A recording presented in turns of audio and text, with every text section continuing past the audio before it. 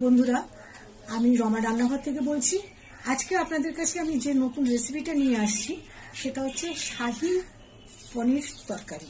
এই শাহী শব্দটা ইউজ করছি আমি এই কারণে, এটা কিন্তু রাজকীয় কায়দাতে এটা রান্না করা হচ্ছে। প্রথমত আমি এখানে নিয়েছি 200 গ্রাম পনির। এটা ফুল ক্রিম পনির। এই পনিরটাকে আমি পুরো মাখন দিয়ে কড়াইতে 1 চামচ সাদা তেল দিয়ে তারপরে মাখনটা দিয়েছি, যাতে মাখনটা উড়ে না যায়। আর এটা ভেজে রেখেছি। আর চন্দ্রমুখী আলু একটা মাঝারি সাইজে, সেটাকে ছোট টুকরো টুকরো করে ভাপিয়ে নুন জল দিয়ে সেটাকেও আমি ভেজে রেখে দিয়েছি। দুধ, ফুল ক্রিম দুধ, 500 দুধটাকে আমি 250 করেছি। সেটাতে 3-4টে আপনার তেজপাতা দিয়ে এটা এখানে রয়েছে। এখানে 4-5টা কাঁচা লঙ্কা আর 4-5টা আপনার কালো গোলমরিচ বেটে রেখেছি। এখানে একটা ছোট টমেটো ভাপিয়ে এটাকে নুন দিয়ে সেদ্ধ করে রেখেছি। তার সঙ্গে 1 চামচ আপনার জিরে গুঁড়ো দিয়েছি।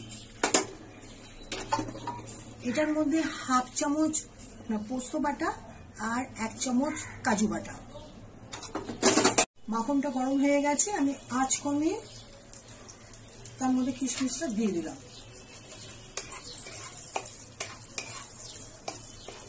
এবার এটার মধ্যে নাড়াচাড়া করে আমি দিয়ে দিচ্ছি আলুটা।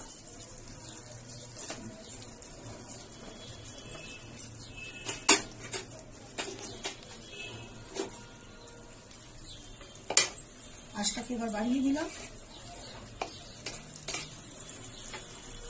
লঙ্কা বাটাটা আর কালো গোলমরিচটা এর মধ্যে ঢেলে দিলাম। টমেটোটা দিয়ে দিলাম।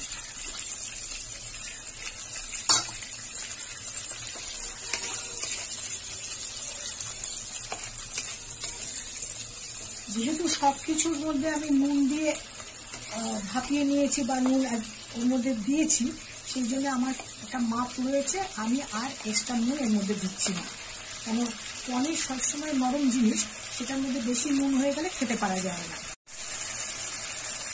এবার এর মধ্যে আমি একটু আর কাজু বাটাটা দিয়ে দিলাম।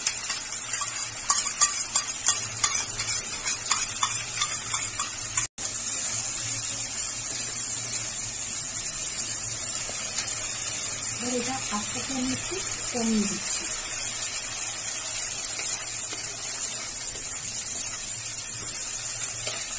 কষানো হয়ে গেছে, আমি এবার দুধটাকে ঢেলে দিচ্ছি।